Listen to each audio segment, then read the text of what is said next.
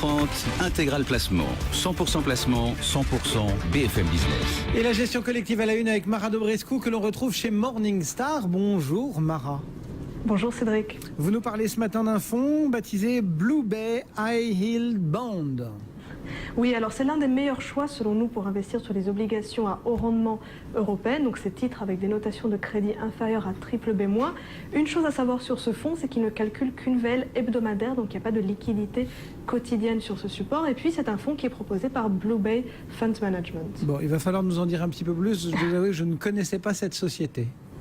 Oui, alors c'est une société qui est entièrement dédiée à la gestion obligataire. Donc la gestion obligataire forme vraiment le socle de ces 56 milliards de dollars d'actifs sous gestion. Et c'est appréciable selon nous parce que ça montre que la société s'est vraiment concentrée sur une seule expertise. Elle ne s'est pas dispersée en dehors de son cœur de métier. Alors c'est une société qui a été fondée en 2001, mais en 2010, elle est devenue filiale de la Royal Bank of Canada.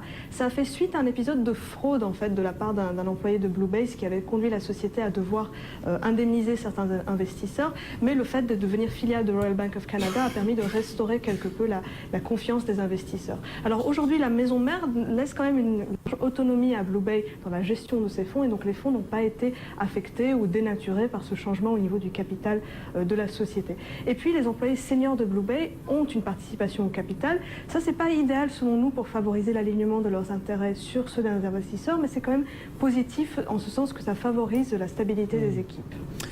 Si on regarde l'offre maintenant, le fonds plus particulièrement, quels sont ses points forts ? Alors tout d'abord, c'est l'expérience de son gérant, c'est Anthony Robertson qui est aux commandes de ce fonds depuis 2004. Il a été rejoint par un co-gérant, Peter Higgins, en 2008. Et donc ces deux gérants sont tous les deux expérimentés, ils ont des profils complémentaires, ce qui favorise vraiment la cohésion au sein de ce tandem. Ils peuvent aussi compter sur une solide équipe de recherche, il y a 12 analystes dédiés au high yield, donc ça permet de couvrir vraiment efficacement l'univers d'investissement. Deuxième point fort, c'est l'approche elle-même qui est plutôt distinctive.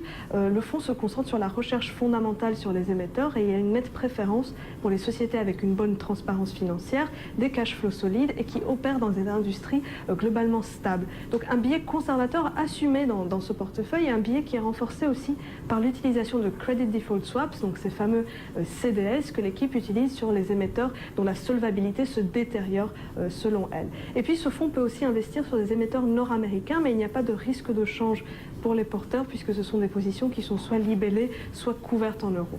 Est-ce qu'on peut dire un mot des performances que cela donne ? Oui, eh bien, la performance a été très cohérente avec la philosophie d'investissement. On a dit que le fonds avait tendance à rester à l'écart des émetteurs les plus risqués, notamment dans les financières. Or, c'est un secteur qui a vraiment bien fonctionné ces 3 dernières années. Et donc, j'ai envie de dire, sans surprise, le fonds a cédé du terrain sur 3 ans. Par contre, sur le plus long terme, les résultats sont vraiment au rendez-vous. Sur 10 ans, la performance annualisée du fonds ressort à 8,6% par an, ce qui lui a permis de battre 96% de ses concurrents, et ce, avec une volatilité moins importante que la moyenne. Donc dans l'ensemble, on apprécie beaucoup l'équipe aux commandes de ce fonds, la cohérence de l'approche, et tout cela a permis au fonds d'obtenir la meilleure note des analystes Morningstar, qui est la note Gold. Voilà donc pour la note et la performance de ce produit. On rappelle son nom, Blue Bay High Yield Bond, présenté et défendu par Mara Dobrescu. Merci beaucoup Mara, bon week-end. Vous êtes analyste de fonds.